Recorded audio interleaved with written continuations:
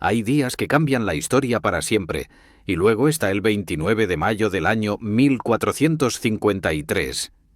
Esa fecha no solo marcó el fin de un imperio milenario, sino el inicio de otro que se preparaba para arrasar medio planeta. Hoy vamos a hablar del momento en que Mehmed, un chaval de solo 21 años, dijo: «Constantinopla, allá voy», y decidió cargarse el último bastión del mundo bizantino. Y lo hizo a lo grande, con cañones como montañas y un hambre de conquista que ni Hulk después de ayunar. Prepárate porque empieza fuerte la serie sobre el Imperio Otomano. ¿Ves esta historia que se avecina? Pues antes de lanzarte con nosotros al fragor de las murallas rotas, suscríbete a Mitos e Historia Crónicas Épicas. Así no te pierdes ninguna de las locuras históricas que contamos por aquí. Y ya que estás, cuéntame en los comentarios desde dónde estás viendo este vídeo. Porque sí, tú, futuro experto en sultanes, eres parte del viaje. Vale, situémonos.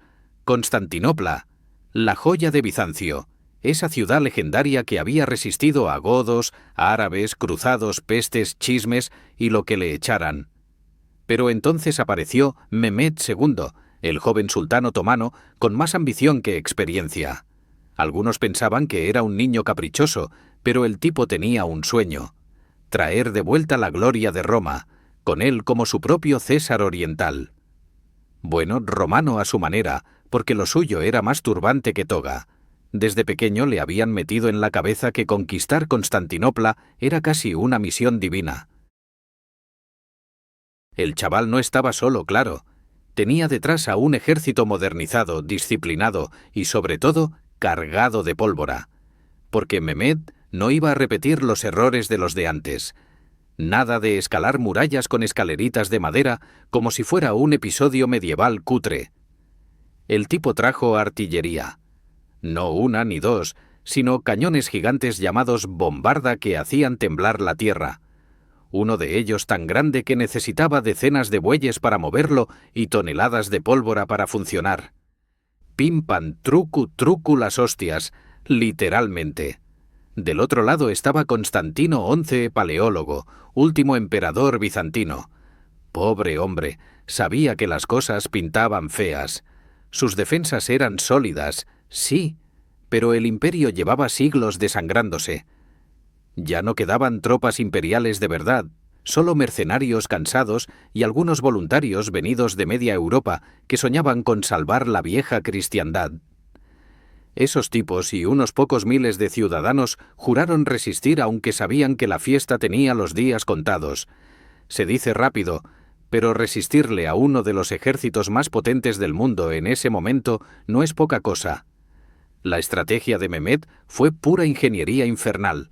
Montó su artillería frente a las murallas de Teodosio, aquellas que habían protegido la ciudad durante más de 1000 años.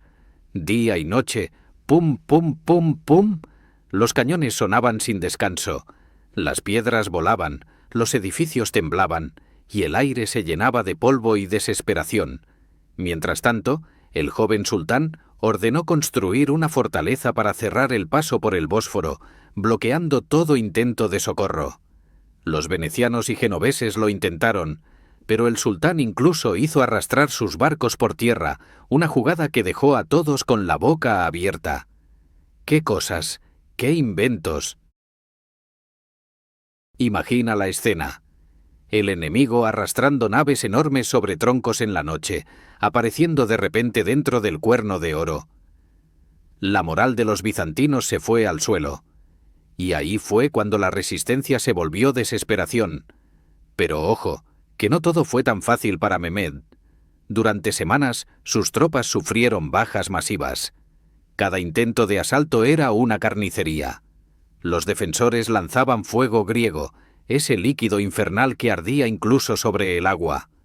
Joder, qué miedo, macho. Pero el sultán no se echaba atrás. El tipo dormía poco, se paseaba entre las trincheras y arengaba a sus hombres como un influencer del siglo XV invitando al sacrificio épico. Y así pasaron semanas. La ciudad, exhausta, resistía. Los rezos resonaban en Santa Sofía mientras los cañones seguían rugiendo. Constantino XI sabía que se jugaba el alma de un imperio entero. Se cuenta que la noche antes del asalto final pidió perdón a su pueblo y abrazó a sus generales. Algunos lo comparan con Leónidas en las Termópilas, y con razón. Al amanecer el ataque final comenzó. Miles de otomanos cargaron a la vez, arrasando las murallas exteriores. Las puertas cayeron, los defensores retrocedieron y el caos se apoderó de la ciudad. Fue el momento en que la historia dio un vuelco brutal. Constantino, el último emperador, cayó peleando. No hay consenso sobre cómo murió exactamente, pero la leyenda dice que se lanzó al combate sin insignias, decidido a morir como un soldado más. Mehmed, al entrar en la ciudad, ordenó detener la matanza y entró con solemnidad en Santa Sofía. Allí rezó, agradeció a Alá y proclamó la ciudad como capital de su imperio. Desde ese momento, Constantinopla se convertiría en Estambul, la joya de Oriente, la nueva capital de un imperio que se expandiría por 3 continentes. Y sí, medio mundo flipó. Porque con 21 años aquel sultán había hecho lo que nadie había conseguido en más de un milenio. La caída de Constantinopla también cambió el tablero mundial. Europa entró en pánico. Las rutas comerciales quedaron bloqueadas. Los reyes cristianos se mordieron las uñas y, buscando alternativas, empezó la fiebre por navegar hacia el oeste. Sin Mehmed, probablemente ni Colón habría salido de puerto. Mientras tanto, el joven sultán no se dormía en los laureles.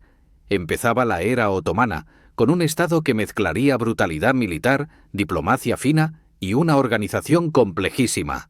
Porque sí, además de cañones y conquistas, los otomanos sabían de administración. Eran más eficientes que un Excel con macros.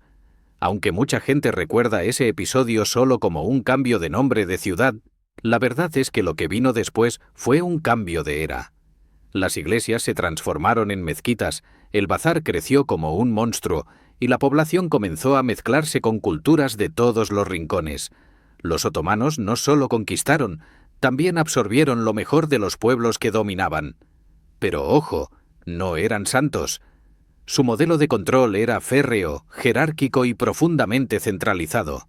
Si no seguías las reglas, mejor corrías. Porque el castigo llegaba rápido. Con Mehmed II nació un imperio que dominaría el Mediterráneo, el norte de África y gran parte del sudeste europeo. Su legado no fue solo militar, sino cultural y religioso. Transformó el equilibrio del viejo mundo, y durante siglos su sombra se proyectaría sobre Europa. Y todo empezó con un chico tozudo, un sueño imposible y unos cañones del tamaño de una casa. Eso sí que es empezar con fuerza una saga imperial. Y aquí dejamos el inicio de nuestro viaje. En el próximo capítulo nos meteremos de lleno en el lado más siniestro y fascinante de este mundo, los genízaros y el sistema del Devshirme, niños cristianos convertidos en soldados del sultán. Una mezcla de tragedia, entrenamiento extremo y propaganda antes de que existiera TikTok. No te lo pierdas, que lo que viene es brutal. Si pensabas que lo de Mehmed II tomando Constantinopla era exagerado, espera a conocer el truco más macabro y genial del Imperio Otomano. Imagina un sistema que mezcla reclutamiento militar, lavado de cerebro y una ingeniería social que haría palidecer a cualquier distopía moderna. Bienvenido al Devshirme, o como lo llamaban muchos en los Balcanes, la recogida de los niños. Sí, suena tan tenebroso como parece. Vamos a adentrarnos en cómo el sultán reclutaba a sus tropas más fieles, robando hijos a sus propios súbditos cristianos. Todo empezó cuando los otomanos se dieron cuenta de que los soldados normales eran un poco volátiles. Las lealtades cambiaban más rápido que las modas de TikTok, así que crearon algo distinto. Un cuerpo de élite que no dependiera de la nobleza ni del dinero, sino del sultán directamente. Y como no había Tinder ni agencias de empleo en el siglo XV, pensaron, pues los criamos desde cero, literalmente. El Devshirme consistía en enviar funcionarios del imperio a pueblos cristianos de los Balcanes cada ciertos años para seleccionar niños de entre 8 y 12 años. Los medían, los revisaban, les miraban los dientes y hasta su carácter. Si cumplían el perfil, adiós mamá, hola Estambul, Estos niños eran llevados a la capital y convertidos al Islam. Se les daba una educación brutal en disciplina, religión, idiomas, matemáticas, estrategia militar y obediencia ciega. Su objetivo final: servir al sultán como soldados o administradores del Estado.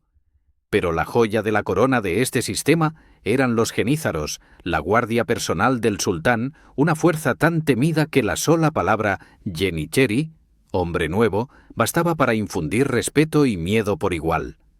Eran los soldados perfectos, leales, entrenados, sin familia ni intereses personales más allá de la voluntad del sultán. Y vaya si el entrenamiento era duro. Los genízaros no nacían guerreros, se hacían a base de sudor, golpes y psicología fina. Desde jóvenes los entrenaban sin descanso. Combate cuerpo a cuerpo, manejo de armas, marchas interminables y oraciones a horas que harían llorar a cualquier adolescente moderno. No podían casarse, ni tener propiedades, ni hacer negocios. Eran monjes guerreros, con más músculo que opciones de vida personal. Un experimento social en versión medieval. Pero ojo, no todo era látigo y rezos. Algunos llegaban a puestos muy altos porque el mérito era clave. Si destacabas, podías acabar manejando provincias enteras o siendo visir del imperio. El sistema tenía lógica política. Al arrancar a los jóvenes de sus familias y criarlos dentro del palacio, el sultán se aseguraba lealtad pura. No había herencias, ni familias poderosas detrás, ni feudos que obstaculizaran su autoridad. Es decir, todo el poder venía de arriba y se movía como una cadena perfectamente engrasada. Una idea maquiavélica antes de que Maquiavelo escribiera su librito. Además, los genízaros hacían de cortafuegos para el sultán. ¿Rebelión de pashás? ¿Mandas a los genízaros? ¿Europa se pasa de lista? Mandas a los genízaros. ¿Te falta alguien que te cuide el trono? Ellos lo hacen encantados, o más bien, sin rechistar. Pero, claro, no todos los padres cristianos estaban contentos con el sistema. Imagina ser campesino y ver llegar a los reclutadores imperiales, vestidos con sus ropas lujosas, empezando a señalar a los niños del pueblo. A veces ofrecían dinero o promesas de prosperidad, pero otras simplemente se los llevaban. En algunos lugares, las familias escondían a los niños en los bosques o los disfrazaban de niñas para evitar la leva. Un auténtico drama humano. Sin embargo, también hubo quienes lo vieron como una oportunidad. En un mundo donde ser campesino significaba morirse pobre y anónimo, algunos padres pensaban: quizá mi hijo llegue a ser alguien en la corte del sultán. Y algunos lo lograban. Uno de los ejemplos más legendarios fue el de Sokollu Mehmed Pasha, un niño cristiano bosnio que acabaría siendo gran visir, es decir, el primer ministro del imperio. De niño lo capturaron, lo convirtieron, lo entrenaron y acabó gobernando medio imperio con mano hábil. Ironías de la vida. Un chico arrancado de su aldea terminó siendo el cerebro del estado más poderoso del Mediterráneo. Este tipo de ascensos daban al sistema su toque mágico y cruel al mismo tiempo. Una fusión de meritocracia y esclavitud, de oportunidad y tragedia. También hay que decir que los genízaros se convirtieron en leyenda viva del campo de batalla. Eran temibles, disciplinados y mortales. En las campañas europeas entraban los primeros y salían los últimos. Su presencia levantaba el ánimo del ejército otomano y su imagen era símbolo de la gloria imperial. Iban vestidos de uniforme, marchaban al compás de su música, los famosos meter, y combatían con arcos, alabardas y finalmente con mosquetes. Sí, también fueron los primeros en usar armas de fuego como unidad sistemática, y eso, en el siglo XV, era como tener tanques de asedio en un videojuego de estrategia. Sin embargo, el poder corrompe, incluso el más disciplinado. Con el tiempo, los genízaros comenzaron a apartarse de su ideal original. Cuando el sistema del devshirme se relajó y los puestos se heredaban o se compraban, empezaron los problemas. Ya no eran los soldados impecables del sultán, sino una especie de sindicato armado. Participaban en la política, tumbaban sultanes, exigían sueldos más altos y, de paso, se daban buena vida. Algunos incluso tenían comercios y casas, algo impensable en los primeros tiempos. El cuerpo que había nacido de la pureza militar se transformó en un monstruo de poder propio. Aún así, en sus años de esplendor, los genízaros fueron el arma secreta que permitió al Imperio otomano expandirse como la pólvora. Su disciplina era tan brutal que los europeos los veían casi como robots humanos. Un embajador veneciano escribió que eran el ejército más obediente del mundo, aunque claro, obedientes al sultán, no a la moral cristiana. Esa obediencia total tenía su precio psicológico. Muchos terminaban aislados, desconectados de su pasado, sirviendo a una autoridad que consideraban divina. Y si alguno flaqueaba, el castigo era rápido y ejemplar. El Devshirme fue desapareciendo poco a poco con la modernidad. Las resistencias internas, el avance del nacionalismo en los Balcanes y las presiones occidentales hicieron que el sistema pareciera más una barbaridad que un ingenioso mecanismo estatal. Pero durante casi siglos fue el motor de la maquinaria otomana. Formó a los administradores, soldados y burócratas que sostuvieron el imperio en su máximo apogeo. Lo que empezó como un sistema de secuestros infantiles terminó siendo una de las estructuras más estables de la historia. Así que sí, los genízaros eran lo más parecido a los Stormtroopers del siglo XVI, leales, uniformados y un poco perturbadores. Pero no olvidemos que detrás de cada casaca blanca y cada lanza brillante había un niño que un día tuvo un nombre cristiano y una familia que nunca volvió a verlo. La gloria imperial, como casi siempre, se construye sobre lágrimas ajenas. En el próximo capítulo veremos cómo esa obediencia y esa tecnología bélica convirtieron a los otomanos en los reyes del fuego y el estruendo. El capítulo de los cañones y la pólvora promete ser, literalmente, una explosión. Si hay algo que definió al Imperio otomano, más allá de sus harenes, turbantes y arquitecturas hipnóticas, fue su obsesión por la pólvora. No estamos hablando de una pequeña ventaja técnica, sino de una fiebre explosiva. Los otomanos fueron los primeros en comprender que los cañones no eran simple pirotecnia con esteroides, sino el futuro del poder militar. Mientras muchos reyes europeos seguían soñando con caballeros y armaduras brillantes, Mehmed II y sus ingenieros ya tenían claro que, entre un caballero con lanza y una bombarda del tamaño de una casa, siempre gana la bombarda. Después de conquistar Constantinopla, el uso de artillería otomana se convirtió en leyenda. Cada nueva campaña era una demostración de fuerza y de ingeniería. El imperio dedicó enormes recursos a fabricar cañones más grandes, más pesados y, por supuesto, más ruidosos. La pólvora se convirtió en el alma del ejército. Si tenías fuego, ganabas. Si no, mejor corrías. Los otomanos entendieron antes que nadie que las guerras ya no se decidirían con espadas relucientes, sino con metralla y ruido ensordecedor. Los talleres de artillería en Estambul eran auténticos templos de la metalurgia.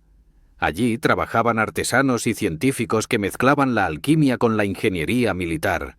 No había moldes perfectos, así que cada cañón era una obra única, digna de aparecer en un museo de horrores y maravillas. Había uno tan descomunal que necesitaba decenas de bueyes y cientos de hombres para moverlo. Imagina el espectáculo. Una multitud sudando para desplazar un tubo de metal que podía hacer explotar murallas milenarias. Vaya gimnasio medieval. Pero no todo era tamaño. Los otomanos también innovaron en diseño. Empezaron a crear piezas de artillería más ligeras para moverlas durante las batallas, lo cual era una auténtica locura logística. Algunos historiadores dicen que fue la primera vez que un ejército pensó de manera moderna, no solo tener artillería estática, sino cañones que acompañaran el avance de las tropas. Eso sí, mover un cañón por los Balcanes no era tarea sencilla. Entre los caminos embarrados y los caballos exhaustos, más de un oficial debió pensar que prefería enfrentarse a los enemigos desarmado antes que volver a empujar una bombarda cuesta arriba. La clave del éxito otomano estaba en cómo combinaban la artillería con su infantería. Los jenízaros, de los que ya hablamos, iban justo detrás o al flanco de los cañones, actuando como protección y limpieza de enemigos. Era una coreografía infernal. Primero los cañones abrían brecha en las murallas. Luego los jenízaros entraban en formación cerrada, ejecutando con precisión quirúrgica. Pim pam, como si llevaran siglos ensayando. Los enemigos quedaban aterrados. Nadie estaba preparado para un ejército que hacía temblar el suelo antes de pelear. La fama de las bombardas otomanas llegó a todos los rincones de Europa. Los embajadores que visitaban la corte del sultán volvían a sus reinos temblando y diciendo cosas como «Estos tipos están jugando con truenos». El impacto psicológico fue tanto que algunos castillos europeos empezaron a rediseñar sus murallas, haciéndolas más bajas y gruesas, con ángulos para resistir la metralla. En otras palabras, los otomanos empujaron a Europa a la modernidad a golpe de explosión. ¡Qué ironía, ¿verdad? Los enemigos del progreso terminaron impulsándolo. Además, la pólvora otomana no solo se usaba en tierra. La armada del sultán también se equipó con cañones, transformando sus galeras en auténticas fortalezas flotantes. El Mediterráneo se convirtió en un festival de fuego y humo. El rugido de los cañones resonaba desde el Egeo hasta el Adriático, y cada puerto bajo bandera otomana sabía que ningún enemigo podía acercarse sin arriesgar su pellejo. Los cañones marcaron la diferencia entre dominar el comercio o ser barrido del mapa. El mar, igual que la tierra, también aprendió a temer al trueno otomano. Detrás de todo ese poder estaba una infraestructura impresionante. El imperio contaba con fundiciones estatales, almacenes de pólvora y carreteras especialmente reforzadas para mover la artillería. Nada quedaba al azar. Era un sistema centralizado, burocrático y disciplinado, una especie de versión del Ministerio de Defensa mezclado con herreros fanáticos. Gracias a eso, podían montar una operación militar en cuestión de semanas, trasladando toneladas de metal y pólvora con precisión casi obsesiva. Y sí, también había accidentes. La pólvora no era precisamente un material fácil de manejar. Más de un taller terminó convertido en polvo, literalmente. Por supuesto, no todo el mundo estaba encantado con la nueva era de la pólvora. Los viejos comandantes conservadores veían con horror cómo la caballería perdía prestigio. Aquellos nobles a caballo, tan orgullosos con sus armaduras brillantes, se volvieron inútiles frente a simples cañonazos. Era como comparar a un jugador de ajedrez con un tipo que lanza el tablero por la ventana. La guerra había cambiado para siempre, y los otomanos fueron los primeros en entenderlo. No todos aplaudieron esa visión, pero todos aprendieron algo. Si no te adaptas al ruido, te lo comes. Una de las batallas más simbólicas del poder de la artillería otomana fue la de Belgrado en el año 1456. Mehmed, embriagado por su reciente conquista de Constantinopla, pensó que podría repetir la jugada sin dificultad. Pero ahí se encontró con un problema. Los cristianos aprendieron rápido. Habían reforzado las murallas y adaptado sus defensas al nuevo enemigo estruendoso. El resultado fue un desastre para el joven sultán. Sus cañones se sobrecalentaron, las municiones se agotaron, y los defensores resistieron con una desesperación heroica. Una lección amarga que Mehmed no olvidaría. Ni el mejor cañón del mundo sirve de mucho si no hay estrategia detrás. El episodio de Belgrado marcó un punto importante en la evolución militar del imperio. Los otomanos empezaron a invertir más en logística y formación, sabiendo que la fuerza bruta no era suficiente. Con el tiempo, establecieron academias de ingeniería militar y talleres especializados. Cada campaña era una prueba de innovación constante. Un soldado otomano no solo debía saber disparar, debía entender cómo funcionaba la máquina que disparaba, y esa mentalidad fue lo que mantuvo su supremacía durante siglos. La pólvora, además, transformó la cultura del poder. El estruendo de los cañones no era solo un recurso militar, también un símbolo político. En las ceremonias imperiales se disparaban salvas para marcar la grandeza del sultán. El sonido del trueno metálico se volvió parte de la propaganda estatal. El pueblo lo asociaba con victoria y protección divina. Cada estampido era un recordatorio de que el poder del imperio provenía tanto de la fe como de la ciencia. Un matrimonio explosivo, nunca mejor dicho. En resumen, los cañones y la pólvora fueron los grandes motores del auge otomano.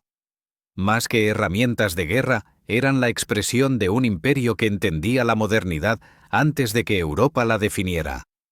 Su dominio del fuego cambió el curso de la historia, aniquilando fortalezas, reescribiendo tácticas y sembrando el miedo en todos sus enemigos. En el próximo capítulo veremos qué pasa cuando ese poder arrollador llega a los portones de Europa y se estrella, literalmente, contra Viena. Spoiler, no acabarán todos con medalla de honor. Vamos a ponernos en contexto. El Imperio Otomano había pegado salto tras salto hasta tocar las puertas mismas de Europa Central. Cuando el poder otomano empezó a extender su sombra por los Balcanes y más allá, Europa entró en modo pánico.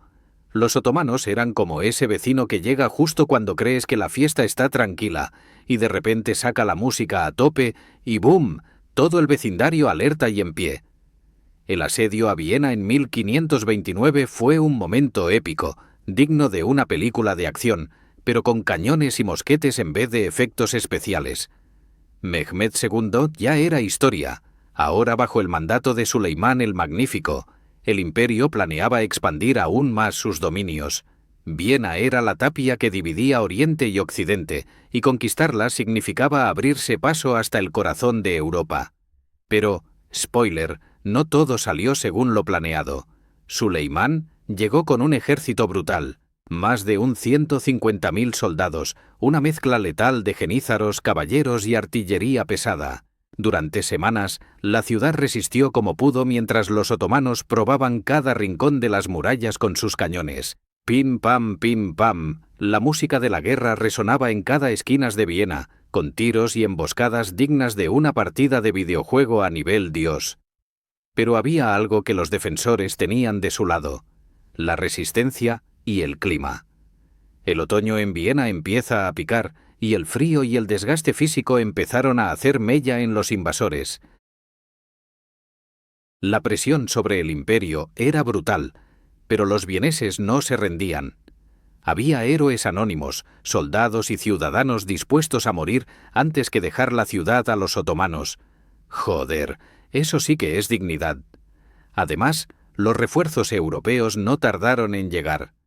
El asedio se transformó en una partida de desgaste, y aunque los otomanos tenían la fuerza de 1000 ejércitos, el invierno y la falta de comida les hicieron replantearse el ataque. Así, tras semanas de combate feroz, Suleimán tuvo que levantar el sitio y retirarse, no sin antes dejar claro que había llegado para quedarse. Pero Viena no fue el único escenario donde los otomanos mostraron su fiereza. En los Balcanes, la situación era una fiesta sangrienta constante. Las campañas militares de verano se convirtieron en verdaderos infiernos para los pueblos que se resistían. Los ejércitos otomanos arrasaban aldeas, ejecutaban castigos ejemplares y redistribuían territorios con la precisión de un cirujano y la brutalidad de un portero en huelga. La vida bajo dominio otomano era un equilibrio delicado entre la sumisión y la resistencia, con revueltas y complots que mantenían vivas las tensiones. Este avance europeo de los otomanos trajo cambio, pero también miedo y leyendas negras. Se contaban historias sobre el horror de las batallas, la crueldad de los genízaros y el despotismo de la administración. Los gobiernos europeos usaban estas historias para alimentar el miedo popular y justificar sus propias guerras y alianzas. Un buen ejemplo de propaganda medieval que, si cambiamos los siglos, suena sospechosamente actual. Además, el dominio otomano en Europa llevó a una mezcla cultural explosiva. Por un lado, influencia otomana en la arquitectura, la gastronomía y la música. Por otro, un rechazo visceral y resistencia cultural que aún hoy marca algunas regiones. La herencia de ese período está llena de matices y contradicciones.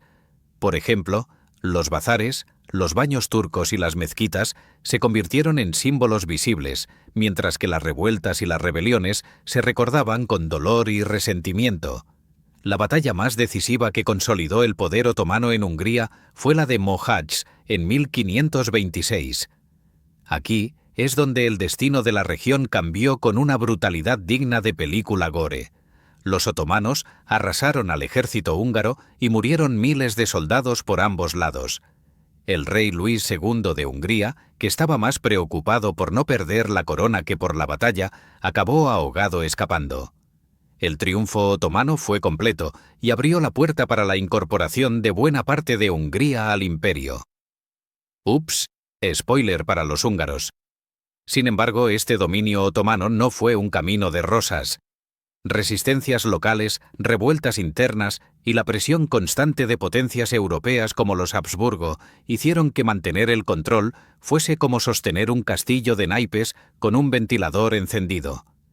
El imperio tuvo que invertir en diplomacia, espionaje y alianzas estratégicas para seguir en pie. No todo era matar y conquistar, había que gestionar y gobernar un territorio con diversos pueblos, religiones y lenguas. La política otomana pasó a ser un teatro de intrigas y negociaciones que rivalizaba con la corte de cualquier monarca europeo.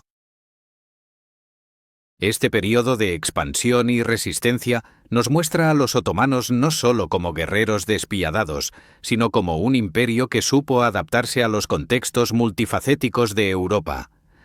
Podían ser devastadores en el campo de batalla, pero también maestros de la administración y la diplomacia. Este equilibrio cambiante entre el poder militar y la habilidad política fue clave para la supervivencia del imperio durante siglos. Así que ya ves, el asedio a Viena y las guerras en los Balcanes fueron más que batallas. Fueron un choque de mundos, un momento donde el mapa europeo se estaba reescribiendo con sangre y pólvora. Y aunque los otomanos tuvieron que retirarse de Viena, lo hicieron dejando claro que su sombra iba a seguir ahí, presente y amenazante.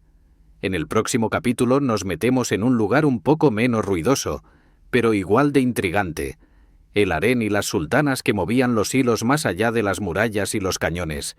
Sí, porque no todo en el imperio era guerra, también había cotilleos, intrigas y uno que otro veneno afilado entre pliegues de seda. No te lo pierdas.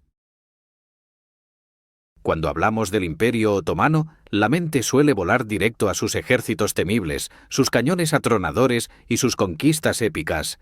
Pero, ojo al dato, porque detrás de esa fachada de poder y pólvora se escondía un mundo no menos fascinante y, por qué no decirlo, más jugoso.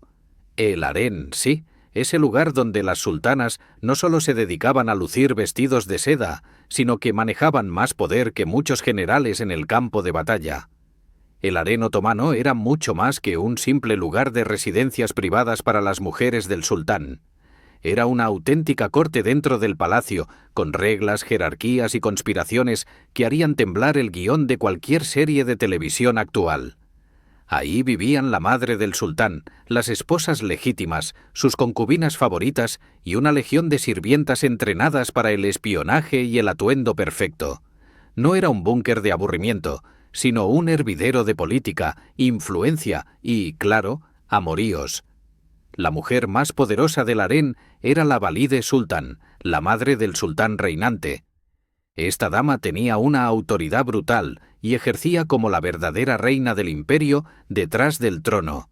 Se encargaba de administrar los asuntos internos del harén, dirigir la educación de los príncipes y, en muchas ocasiones, influir en las decisiones políticas del sultán.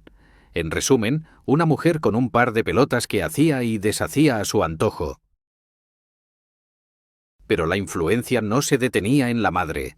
Las sultanas favoritas o esposas legales podían convertirse en consejeras claves, y algunas llegaron a manejar el destino del imperio desde sus aposentos. La más legendaria de todas fue Hürrem Sultan, la favorita de Suleimán el Magnífico. Esta mujer no solo rompió con la tradición de las concubinas anónimas, sino que se convirtió en una voz poderosa en la corte. Manejaba diplomacia, manipulaba alianzas y, por supuesto, hacía que el sultán le cediera buena parte de su atención y poder. Pim pam, con cariño. La relación entre Hürrem y Suleimán es un capítulo aparte dentro de la historia otomana. Rompió todas las reglas. Se casaron formalmente, algo raro en la cultura otomana, que normalmente no legitimaba a las concubinas.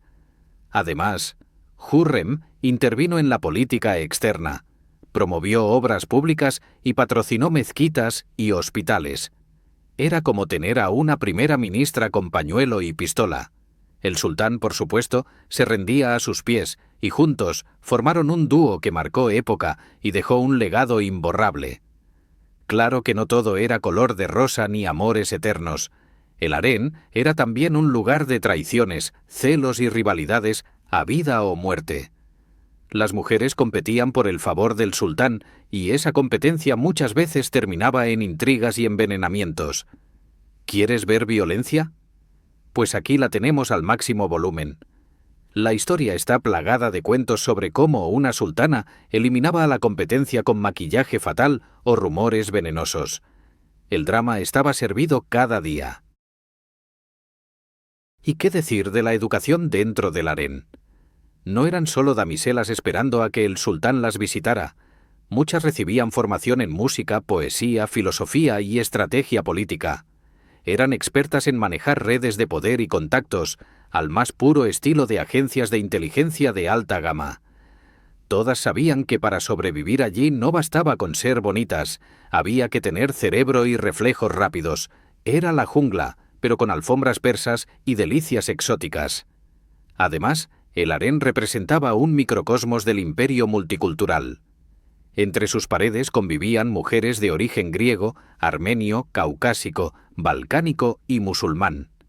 Esto generaba una mezcla cultural impresionante que se reflejaba en la moda, la gastronomía y, por supuesto, en las intrigas políticas. Un verdadero cóctel explosivo que daba dinamismo a la vida palaciega y, de paso, mantenía al sultán entretenido y ocupado. Sin embargo, esta influencia femenina llegaba en un contexto de sociedad patriarcal y rígida. Las mujeres del harén no tenían libertad para salir ni para decidir fuera de sus muros.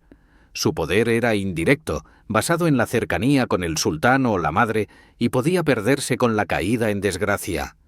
No era un cuento de hadas, sino un equilibrio delicado entre placer y peligro, amor y muerte. Este universo cerrado también tenía sus reglas estrictas para controlar la población femenina. Había un sistema jerárquico y rituales diarios que mantenían el orden y el control social. Por ejemplo, la prohibición de contacto con hombres que no fueran del palacio, la vigilancia constante de las eunucos y la censura de información eran parte esencial para evitar polémicas y posibles conspiraciones contra el sultán. El harén, finalmente, funcionaba como una máquina política compleja. Cada posición, cada favor otorgado o retirado, tenía consecuencias en el equilibrio del poder en todo el imperio. Influía en quién era nombrado visir, quién gobernaba provincias e incluso en decisiones bélicas. Así que la imagen habitual del harén como un lugar de relajación y lujo es solo una parte de la historia. En realidad, era un sistema de dominación, supervivencia y poder que movía hilos que nadie veía. En resumen, el harén y sus protagonistas mujeres fueron el anfiteatro de emociones, estrategias y poder que acompañaron el auge y la supervivencia del Imperio Otomano durante siglos. Una corte femenina que no ha dejado de fascinar, inspirar y asustar a historiadores, guionistas y curiosos del mundo entero.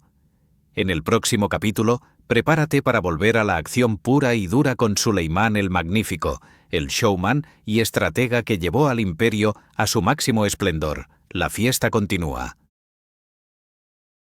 Cuando hablamos de la historia del Imperio Otomano, hay un nombre que brilla con luz propia y que se lleva todas las miradas: Suleimán el Magnífico.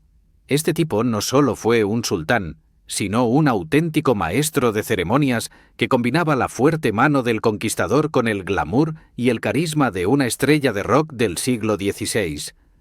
Decir que era un showman es poco. Era el director y protagonista del espectáculo más grande que el mundo había visto hasta entonces. Suleimán heredó un imperio que ya rugía, pero lo llevó a niveles estratosféricos, no solo por sus conquistas militares, que créeme, fueron brutales y numerosas, sino también por su habilidad para gobernar. El sultán no era solo el jefe en el campo de batalla, sino también en las cortes, la diplomacia y la legislación. Firmó reformas legales que transformaron el sistema judicial del imperio, ganándose el apodo de «el legislador». Vamos, que era el CEO y el abogado del imperio al mismo tiempo, con una toga y un turbante. En el campo de batalla, Suleimán fue un pichabrava. Sus campañas militares le consolidaron como el alma del imperio. Conquistó territorios desde Hungría hasta Yemen, pasando por el norte de África y el este europeo. Cada batalla era un despliegue de artillería, estrategia y soldados genízaros que mordían como bestias entrenadas. En 1532 tomó Belgrado y en 1538 sometió a gran parte de Hungría. Con estas victorias ganó respeto y miedo por igual, porque, claro, flipaba un poco ser su enemigo. Pero no pienses que el sultán solo se dedicaba a machacar en primera línea. También era un mecenas de las artes. Bajo su mandato florecieron la arquitectura, la poesía, la música y la caligrafía. Al final del día, Suleimán tenía como hobby hacer que Estambul fuera más bella que París, vestido con ropajes que a día de hoy solo verías en películas de época. Mandó construir la impresionante mezquita de Suleimán, que todavía hoy es un icono de la ciudad, mezcla de poder y elegancia. Además, Suleimán sabía cómo jugar la política internacional. En un momento de guerras constantes, mantuvo relaciones diplomáticas con potencias europeas, incluyendo Francia. Ojo ahí, porque no era cualquier cosa que un musulmán y un rey católico se pusieran de acuerdo para hacer frente a enemigos comunes. Esta habilidad dio lugar a alianzas inesperadas y estrategias que hacían que los tableros de ajedrez europeos se quedaran cortos. En cuanto a la administración, Suleimán tenía claro que mantener un imperio tan enorme era como cuidar un dragón. Si no le daban de comer y no controlaban su furia, se les iba de las manos. Implementó reformas para mejorar la recaudación de impuestos, ordenó campañas para luchar contra la corrupción y modernizó el sistema burocrático. Vamos, que el magnánimo sultán no solo repartía decretos desde su palacio, sino que se preocupaba por la logística y la gestión día a día. Pero como todo buen showman, el sultán tenía sus sombras. En su vida personal, la tragedia y la intriga también ocuparon un papel central. La muerte de su hijo favorito y sucesor, Mustafa, asesinada por órdenes indirectas de su segunda esposa, Hurrem, dejó claro que el palacio era tan peligroso como el campo de batalla. No solo se luchaba con ejércitos, también con venenos y traiciones entre las paredes del Topkapi. Suleimán el Magnífico fue, sin duda, el epicentro de una era dorada otomana. Su combinación de mano dura, carisma personal y visión administrativa le convirtió en una figura casi legendaria. Si su vida fuera una serie de Netflix, tendría temporada tras temporada de acción, intriga y glamour, con episodios donde parece que nada puede parar a este sultán imparable. Así que ya sabes, cuando pienses en imperios y poder absoluto, recuerda que Suleimán fue mucho más que un simple conquistador. Fue un showman, un legislador, un poeta y un estratega que marcó para siempre la historia del Mediterráneo y más allá. En el próximo capítulo veremos cómo ese poder empezará a mostrar sus grietas, corrupción, traiciones y guerras que empezaron a mermar la fuerza de este gigante. La montaña rusa sigue su curso, y no te quiero spoilear, pero la cosa se pone intensa. Después de siglos en la cima del poder, llega ese momento inevitable en la historia de muchos imperios, cuando los cracks empiezan a fallar y todo se desmorona por dentro.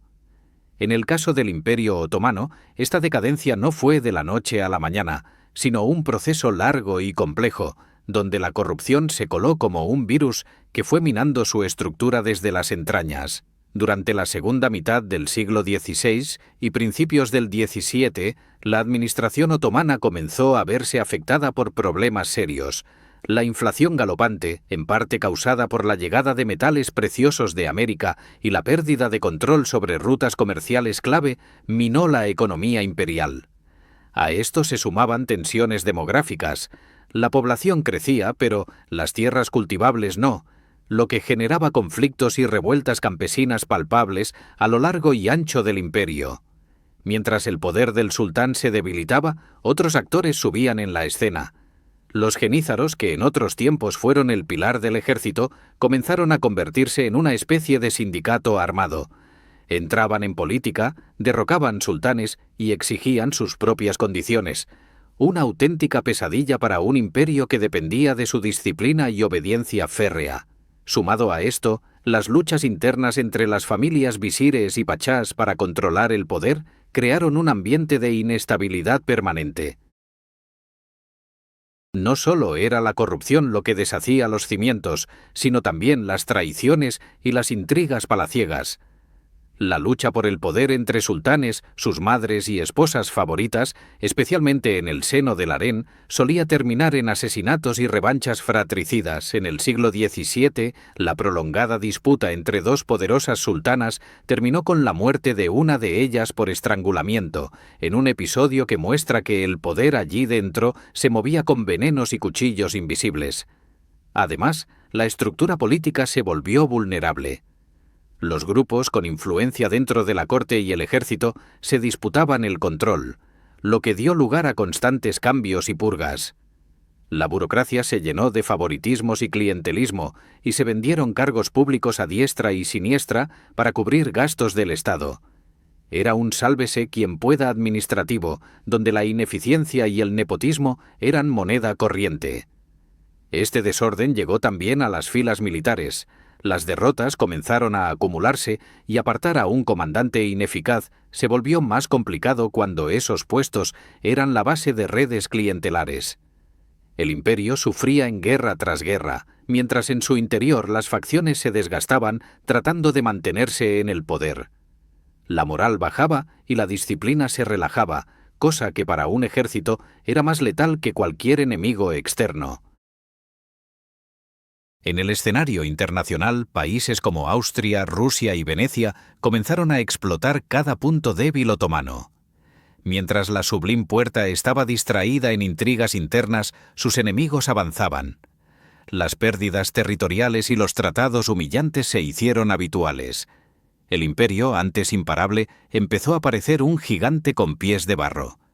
Una de las consecuencias más graves de esta crisis fue el aumento de la inseguridad interna.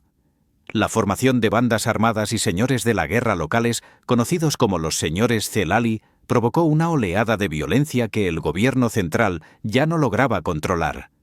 En algunos casos, estos grupos armados se aliaban con los genízaros o grupos políticos, complicando aún más la situación.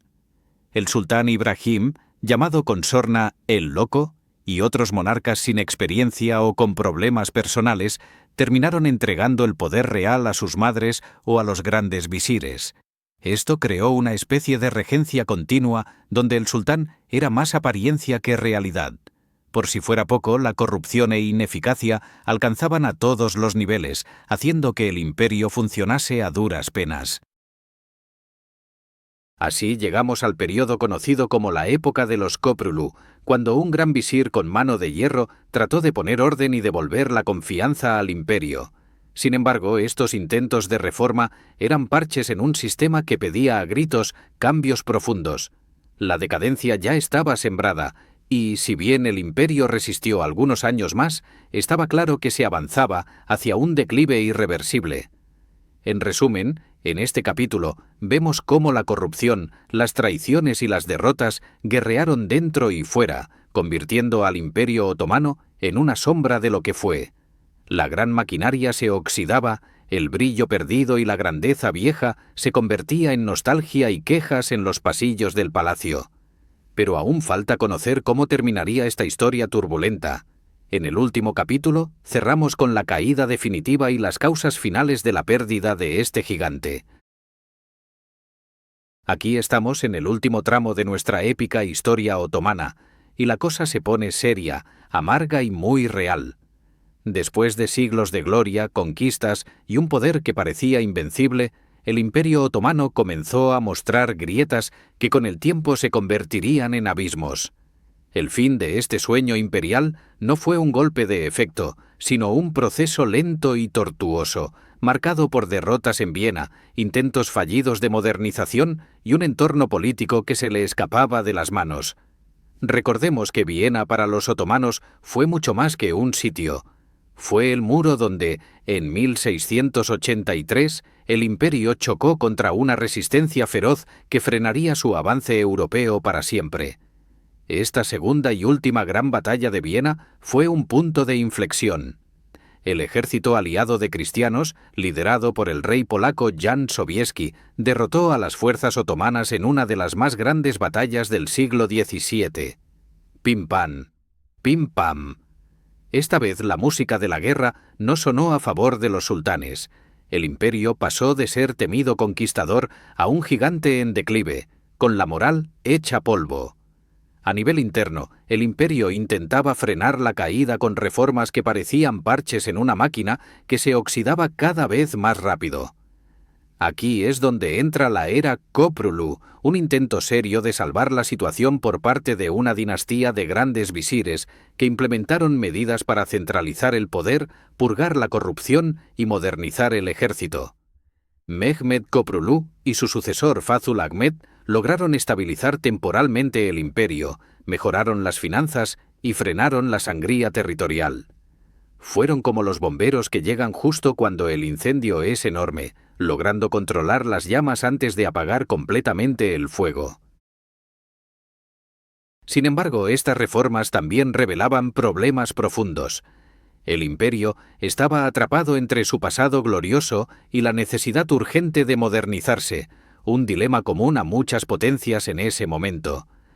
Mientras Europa avanzaba con nuevos modelos de Estado, tecnología y economía, los otomanos luchaban por mantener sus tradiciones y estructuras envejecidas. Esto generó tensiones internas que alimentaron revueltas, guerras civiles y pérdida de cohesión social. El declive militar siguió su curso con derrotas sucesivas y la pérdida de territorios claves en Europa y el Mediterráneo. La flota otomana, que una vez dominó el Egeo y el Mediterráneo oriental, comenzó a perder relevancia frente a las potencias navales occidentales. Además, la burocracia corrupta y las luchas por el poder continuaban minando la iniciativa estatal. Pero no todo fue fatalismo. En el siglo XVIII y XIX, el imperio intentó reinventarse con reformas conocidas como el Tanzimat, un esfuerzo por modernizar la administración, el ejército y la sociedad basada en modelos europeos.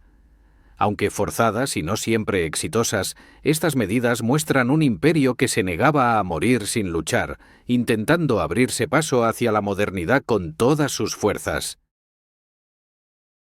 Finalmente, la decadencia otomana desembocó en la Primera Guerra Mundial, donde el imperio, aliado con las potencias centrales, sufrió una derrota definitiva. La guerra selló el destino del último de los grandes imperios islámicos, llevando a su disolución y al nacimiento de la República de Turquía bajo Mustafa Kemal Atatürk.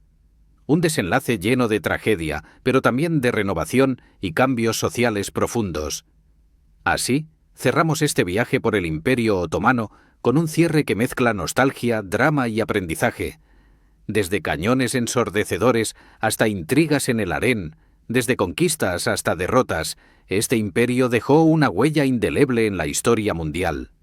Si te ha gustado esta historia épica, no olvides suscribirte a Mitos e Historia Crónicas Épicas para seguir descubriendo juntos las historias más fascinantes que nos dejó el pasado.